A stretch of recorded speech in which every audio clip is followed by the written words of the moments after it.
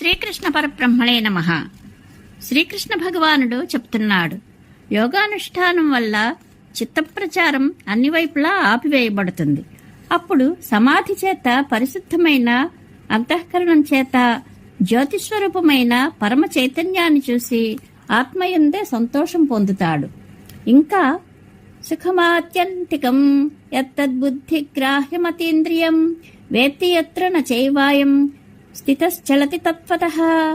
ఇంద్రియాలకు అందని బుద్ధి చేతనే గ్రహించగలిగిన అనంత సుఖం తెలిసిన తర్వాత యోగి తత్వం నుండి కదలడు. యం లబ్ధ్వా చాపరం లాభం మన్యతేనాధికం తతః యస్మిన్ స్థితో న దుఃఖేన గురునాపి విచార్యతే. దేనిని పొందిన తరువాత పొందదగినది మరొకటి లేదని అనుకుంటాడో, దేనియందు నిలిచి ఎంత గొప్ప దుఃఖంలో కూడా చలించడో, తం విద్యా దుఃఖ సంయోగ వియోగం యోగ సంయుతం సనిశ్చయేన యోక్తవ్యో యోగో నిర్విణ్ణ చేతసా. దుఃఖంలో కలిగిన సంయోగం వియోగం కావడానికే యోగమని పేరు. ఆ యోగాన్ని తెలుసుకోవలను. నిశ్చయంతో ఉద్వేగం లేని మనసుతో ఆ యోగాన్ని సాధన చేయవలను. సంకల్ప ప్రభవాన్ కామాన్ త్యక్వా సర్వానశేషతః మనసైవేంద్రియ గ్రామం వినియమ్య సమంతతః. సంకల్పం నుండి పుట్టే కోరికలన్నింటినీ నిశ్శేషంగా వదిలిపెట్టి ఇంద్రియ సముదాయాన్ని అన్ని వైపులా మనసు చేత నియమించి శనైరపరమేద్బుద్ధ్యా ధృతిగృహీతయా ఆత్మసంస్థం మనఃకృత్వా నకించిదపి చింతయేత్. బుద్ధి ధైర్యంతో నెమ్మది నెమ్మదిగా ఉపరతిని పొందవలను. మనసును ఆత్మయందు నిలిపి మరి దేనిని గురించి చింతించరాదు. ఈ విధంగా మనసును ఆత్మయందు నిలుపవలనని ప్రయత్నించే యోగి యతో యతో నిశ్చరతి మనశ్చంచలమస్థిరం తతస్తతో నియమ్యైతదాత్మన్యేవ వశం నయేత్. చంచలము అస్థిరము అయిన మనసు ఏ ఏ విషయాల వైపు పరుగెడుతుందో ఆయా విషయాల నుంచి దానిని మళ్లించి మళ్లీ ఆత్మయందు స్థిరంగా ఉండేటట్లు చూడాలి.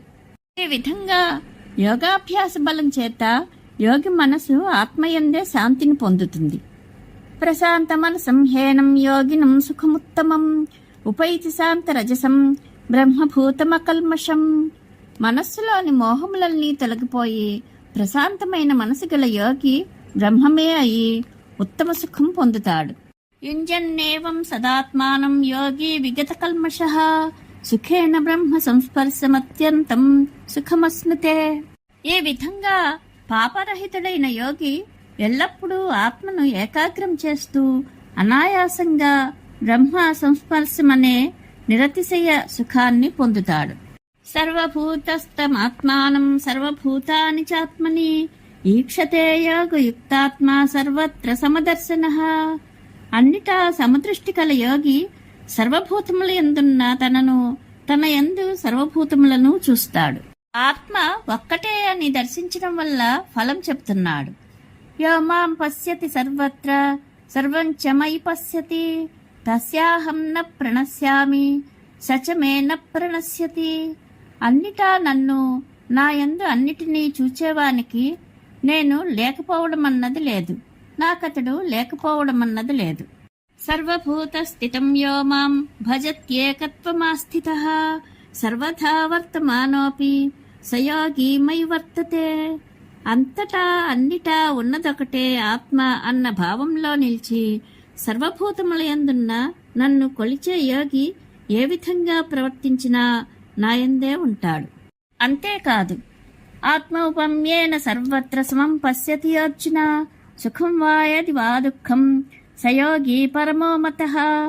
అర్జున, సమస్త ప్రాణుల సుఖదుఖాలు తన సుఖదుఖాలుగా భావించేవాడు పరమయోగి. ఈ విధమైన సమ్యక్ దర్శన యోగం ఎంత కష్టసాధ్యమైనదో గుర్తించి దానిని పొందే ఉపాయం తెలుసుకోవాలనని అర్జునుడు అంటున్నాడు. అర్జున ఉవాచ యోయం యోగస్త్వయా ప్రోక్తః సామ్యేన మధుసూదన ఏతస్యాహం న పశ్యామి చంచలత్వాత్ స్థితం స్థిరాం. మధుసూదన, నీవు చెప్పిన ఈ సమ్యక్ దర్శనమైన యోగాన్ని, దాని యొక్క స్థిరస్థితిని మనోచాంచల్యం కారణాన నేను చూడలేకపోతున్నాను. చంచలం హే మనః కృష్ణ ప్రమాథి బలవదృఢం తస్యాహం నిగ్రహం మన్యే వాయోరివ సుదుష్కరం. కృష్ణ, మనసు నిజంగా చంచలమైనది, క్షోభ పెట్టేది, బలమైనది, దృఢమైనది. దానిని నిగ్రహించడం వాయువుని నిగ్రహించడం వంటిది. చాలా కష్టసాధ్యమని నాకు అనిపిస్తున్నది. అవును, అది నీవు చెప్పినటువంటిదేనని శ్రీ భగవానుడు అంటున్నాడు. శ్రీ భగవాన్ వాచ అసంశయం మహాబాహో మనో దుర్నిగ్రహం చలం అభ్యాసేన తు కౌంతేయ వైరాగ్యేణ చ గృహ్యతే. శ్రీ భగవానుడు అంటున్నాడు, వీరుడా, నిస్సంశయంగా మనసు చంచలం, దాన్ని నిగ్రహించడం కష్టం. కానీ అర్జున, దాన్ని అభ్యాస వైరాగ్యాల చేత నిగ్రహించవచ్చు. ఇక ఆత్మ సంయమం లేని వాని విషయం. అసంయతాత్మనా యోగో దుష్ప్రాపైతి మే మతిః వస్యాత్మనా తు యతతా శక్యో వాప్తుముపాయతః. ఆత్మ సంయమనం లేని వానికి యోగం ప్రాప్తించడం కష్టమని నా అభిప్రాయం. మనసును వశం చేసుకున్నవాడు మాత్రం యత్నిస్తే ఉపాయంతో దానిని పొందగలడు. అర్జున ఉవాచ అయతి శ్రద్ధయోపేతో యోగాచ్చలితమానసః అప్రాప్య యోగ సంసిద్ధిం కాం గతిం కృష్ణ గచ్చతి. అర్జునుడు అడుగుతున్నాడు, కృష్ణ, శ్రద్ధ ఉండి కూడా ప్రయత్నలోపం చేత యోగం నుండి మనసు చెలించి యోగసిద్ధి పొందని వాని గతి ఏమిటి? కచ్చిన్నో భయ విభ్రష్టః ఛిన్నాభ్రమివ నశ్యతి అప్రతిష్ఠో మహాబాహో విమూఢో బ్రహ్మణ పథి. అతడు ఉభయభ్రష్టుడై బ్రహ్మపథంలో దారి తప్పి నిలువనీడలేక చెల్లాచెదరైన మబ్బు వలె నాశనం కాడా? ఉభయ విభ్రష్టుడు అంటే కర్మ మార్గంలో యోగ మార్గంలోనూ భ్రష్టుడు, రెండింటికి చెడినవాడు. చెల్లాచెదరైన మబ్బుల వలె నాశనం కాడా?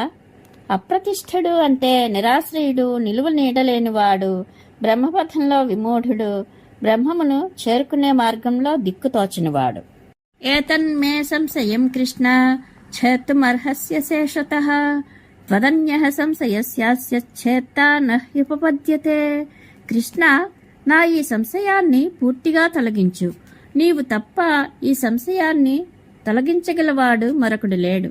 శ్రీ భగవాను వాచ పార్థ నైవేహ నాముత్ర వినాశస్తస్య విద్యతే నహి కళ్యాణకృత్ కశ్చిత్ దుర్గతిం తాత గచ్చతి. శ్రీ భగవానుడు అంటున్నాడు, అర్జున, ఈ లోకంలో గాని పరలోకంలో గాని అతనికి నాశనం లేదు. శుభకార్యం చేసేవాడు దుర్గతిని పొందడు. ప్రాప్య పుణ్యకృతాం లోకానుషిత్వా శాశ్వతీ సమాహ శుచీనాం శ్రీమతాం గేహే యోగ భ్రష్టోభిజాయతే. పుణ్యలోకాలను చేరి అనేక సంవత్సరాలు అక్కడ వాసం చేసి యోగభ్రష్టుడు శుచులు శ్రీమంతులు అయిన వారి ఇంట పుడతాడు.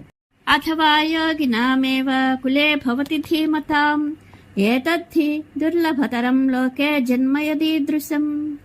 లేక ధీమతులైన యోగుల కుటుంబంలోనే పుడతాడు. లోకంలో ఇటువంటి జన్మ చాలా దుర్లభం.